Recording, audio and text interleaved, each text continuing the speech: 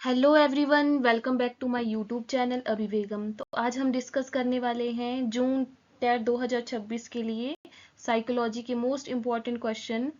ये क्वेश्चन आपके एग्जाम के लिए बहुत ही इम्पॉर्टेंट है, इसलिए वीडियो को लास्ट तक जरूर देखें। पहले क्वेश्चन से तो पहला क्वेश्चन है, the single factor theory of intelligence was given by.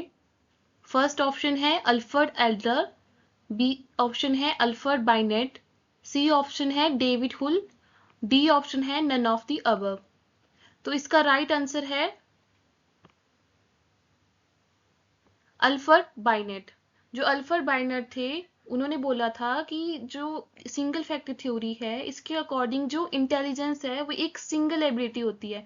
मतलब अगर किसी स्टूडेंट की इंटेलिजेंस अच्छी है तो हर टाइप के काम जैसे स्टडी, प्रॉब्लम सॉल्विंग, रीजनिंग सब में अच्छा होता है। मतलब अगर कोई बच्चा मैथ में अच्छा है तो इस थ्योरी के अकॉर्डिंग वो साइंस और रीजनिंग में भी अच्छा होगा, क्योंकि उसकी इंटेलिजेंस स्ट्रांग है। उन्होंने ये वो रखा था, ये थी सिंगल फैक्टर थ्योरी। तो बढ़ते हैं अगले क्वेश्चन की तरफ, जो है archetype is a terminology associated with. तो इसका फर्स्ट ऑप्शन है यूंग, बी ऑप्शन है फ्रूड, सी ऑप्शन है एडलर, डी ऑप्शन है स्किनर। तो इसका राइट आंसर है यूंग, फर्स्ट ऑप्शन। जो आर्कीटाइप है, तो इसको समझे अगर हम, तो आर्कीटाइप जो होता है वो यूनिवर्सल पैटर्न होता है। मतलब एक इमेज होती है जो सभी लोगों में कॉमन होती है। मतलब जो लोगों के माइंड में मतलब कॉमन रहेगा, जो सोचते हैं हम, एक विचारधारा, मतलब एक विचारधारा बनाई हुई है हमने अपने मन में। जैसे कि अगर हम मदर का एग्जाम्पल ले लेते हैं, तो उससे हमें यही आता है कि हाँ, ये मदर है तो केयर होगी, प्रोटेक्शन होगी अपने बच्चे के लिए। अगर हम हीरो का एग्जाम्पल देते हैं, तो उसमें स्ट्रगल वाली दिखाई जाती है, स्टोरी दिखाई जाती है, उसका स्ट्रगल दिखाया जाता है, उसका करेज दिखाया जाता है। तो आर्किटाइप वो होते हैं। तो ये इन जो फेमस साइकोलॉजिस्ट थे कार्ल यूंग, तो उन्होंने ये आर्किटाइप वाला पैटर्न दिया था। अगला क्वेश्चन है, which psychologist is associated with behaviourism. तो इसका फर्स्ट ऑप्शन है स्किनर, बी ऑप्शन है जेम्स, सी ऑप्शन है अर्नोल्ड, डी ऑप्शन है होल। तो इसका राइट आंसर है बी एफ स्किनर। जो बी एफ स्किनर थे, वो इसके जो थे, हे भगवान, in which method of study of psychology independent and dependent variable are important elements. तो इसमें पूछा गया है कि साइकोलॉजी की ऐसी कौन सा मेथड है जिसमें इंडिपेंडेंट एंड डिपेंडेंट वेरिएबल जो होते हैं वो इम्पोर्टेंट एलिमेंट है। तो इसका फर्स्ट ऑप्शन है इंट्रोस्पेक्शन मेथड, बी ऑप्शन है एक्सपेरिमेंटल मेथड, सी ऑप्शन है ऑब्जर्वेशन मेथड, डी ऑप्शन है केस हिस्ट्री मेथड। तो इसका राइट आंसर है ऑप्शन बी, एक्सपेरिमेंटल मेथड। तो साइकोलॉजी में क्या होता है कि एक्सपेरिमेंटल मेथड जो होता है वो एक साइंटिफिक मेथड है, जिसे हम कॉज और इफेक्ट रिलेशनशिप के अकॉर्डिंग स्टडी करते हैं। इसमें क्या होता है कि दो इंपॉर्टेंट चीजें होती है, एक इंडिपेंडेंट वेरिएबल और एक डिपेंडेंट वेरिएबल।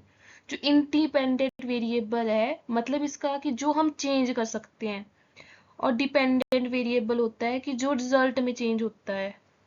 तो ये था इसका राइट आंसर, एक्सपेरिमेंटल मेथड। तो बढ़ते हैं अगले क्वेश्चन की तरफ, जो है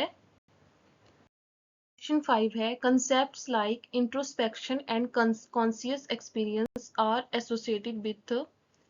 ऑप्शन ए है फंक्शनलिज्म, बी ऑप्शन है बिहेवियरिज्म, सी ऑप्शन है स्ट्रक्चरलिज्म, डी ऑप्शन है जेस्टलेट साइकोलॉजी। तो इसका राइट आंसर है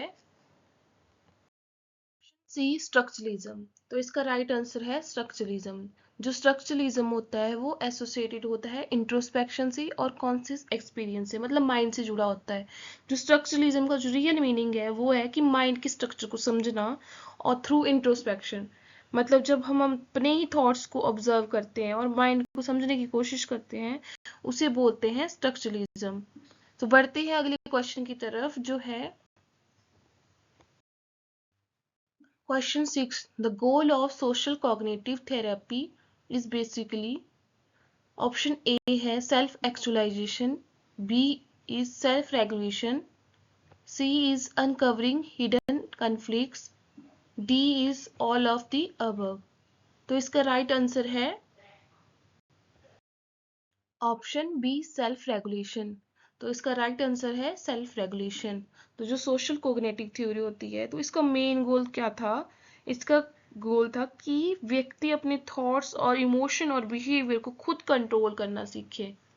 मतलब जो भी उसकी थॉट चले हैं, इमोशन है उसके अंदर, वो उसको खुद खुद कंट्रोल करे, ये सारी चीजें सीखे। तो ये सब बोला था अल्बर्ट बंदूरा ने। तो बढ़ते हैं अगले क्वेश्चन की तरफ, जो है question 7। Social learning theory was developed by. तो सोशल लर्निंग थ्योरी किसने डेवलप की थी?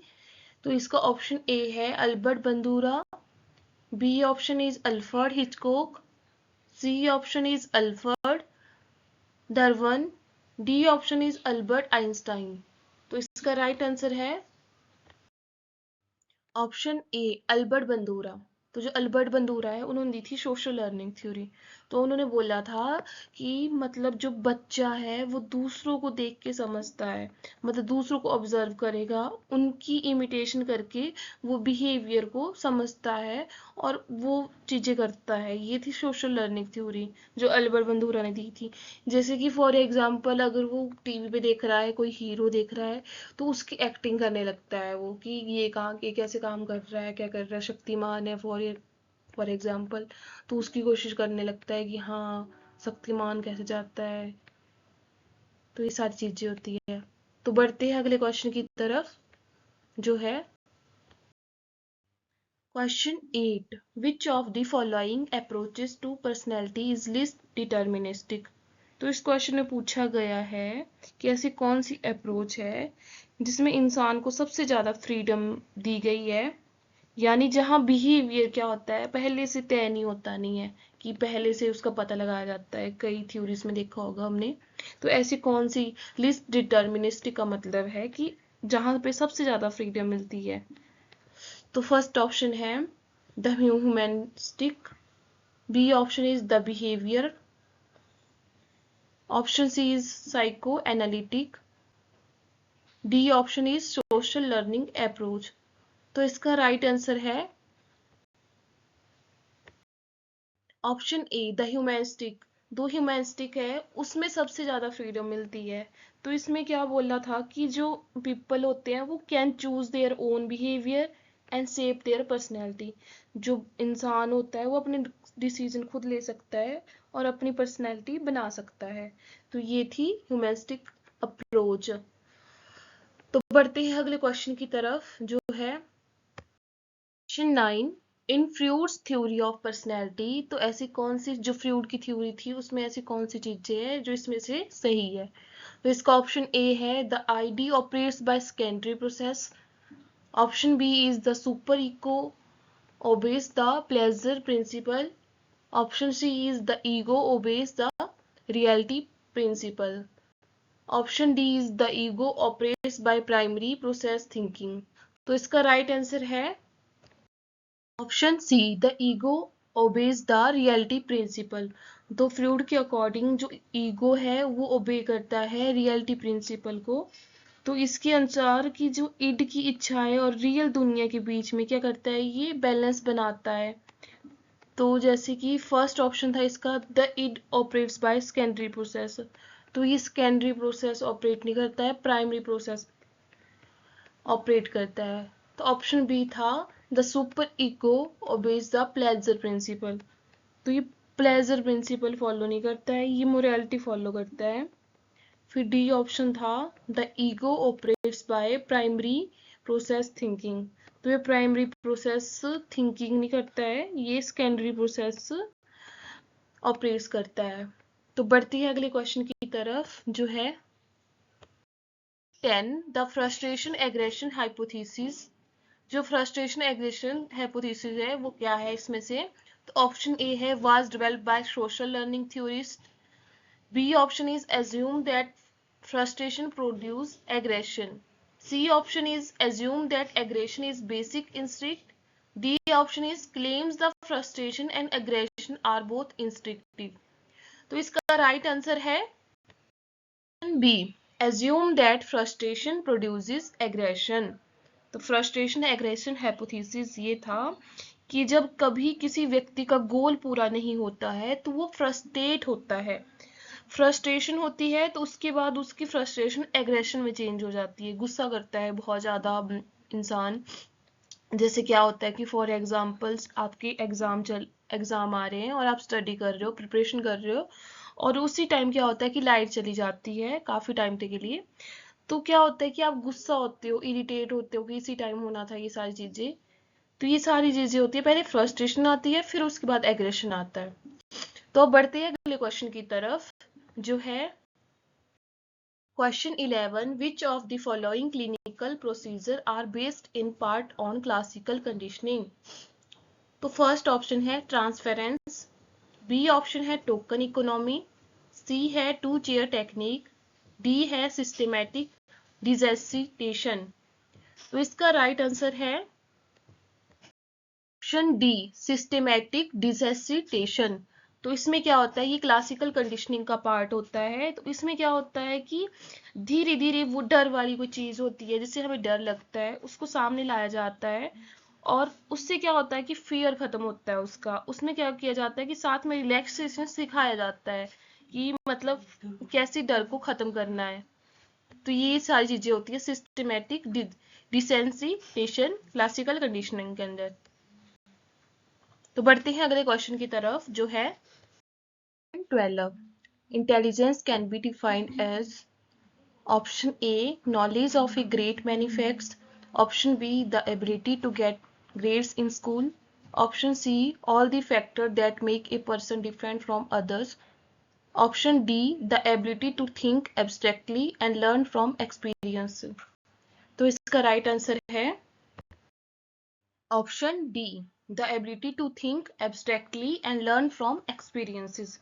तो इंटेलिजेंस का मतलब होता है कि सीखने की क्षमता, समझने की एबिलिटी और तर्क करना, और नई सिचुएशन में कैसे एडजस्ट हो सकते हैं हम, ये सारी चीजें इंटेलिजेंस की डेफिनेशन है। The ability to think abstractly and learn from experiences. तो अब बढ़ते हैं अगले क्वेश्चन की तरफ जो है क्वेश्चन 13, गेस्टाइल थ्योरी एम्फेसाइज। जो गेस्टाइल थ्योरी है वो किस पे ज्यादा जोर देती है? Option A flow of consciousness, B option is the atoms of thoughts, C option is environmental stimulus, D option our tendency to see pattern. तो इसका राइट आंसर है option D, our tendency to see pattern. जो gestalt theory है वो बोलती है कि जो हमारा दिमाग होता है वो चीजों को अपने आप मीनिंगफुल पैटर्न में क्या करता है, चेंज कर देता है, मतलब ऑर्गेनाइज कर देता है। मतलब जैसे हमारी आंखें हैं सिर्फ चीजें नहीं देखती, वो पैटर्न बनाती है। ये गेस्टल थ्योरी थी जो बोलती थी अवर टेंडेंसी टू सी पैटर्न। तो बढ़ते हैं अगले क्वेश्चन की तरफ जो है 14 question, in terms of efficiency in scanning information which one of the following strategy is considered the best। तो मतलब जब भी कोई इंफॉर्मेशन मिलती है तो उसको स्कैन करने में सबसे अच्छी टेक्निक इसमें से कौन सी है? तो ऑप्शन ए है conservative focusing, B option is focus gambling, C is stimulus scanning, D is successive scanning. तो इसका राइट आंसर है ऑप्शन ए कंजर्वेटिव फोकसिंग। जो कंजर्वेटिव फोकसिंग है वो सबसे एफिशिएंट और बेस्ट मानी जाती है, क्योंकि इसमें क्या होता है कि व्यक्ति जो होता है वो ध्यान से और सिस्टमैटिक तरीके से इंपॉर्टेंट इंफॉर्मेशन पर फोकस करता है, जिससे क्या होता है कि गलतियां कम होती है और टाइम भी बचता है। तो अब बढ़ते हैं अगले क्वेश्चन की तरफ जो है Question 15, Muller-Lyer illusion is likely to occur more in culture characterized by। तो Muller-Lyer illusion जो होता है वो सबसे ज्यादा किस में होता है?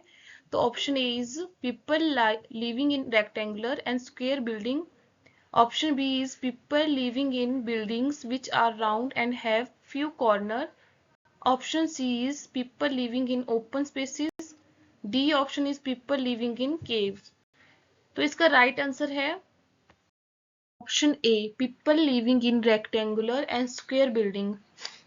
तो जो मुलर ला इल्यूजन है उन लोगों में ज्यादा होता है जो रेक्टेंगुलर और स्क्वायर बिल्डिंग में रहते हैं, क्योंकि उनका जो मन होता है वो कॉर्नर और एंगल का की उनको आदत होती है, मतलब उन घरों में रहते हैं वो, तो उनको आदत पड़ जाती है उन घरों में रहने की। गाइस मिलते हैं अगली वीडियो में। जून टेट की इंपॉर्टेंट क्वेश्चन के लिए चैनल को सब्सक्राइब करें, और वीडियो अच्छी लगी हो तो वीडियो को लाइक कर दें। Thanks for watching.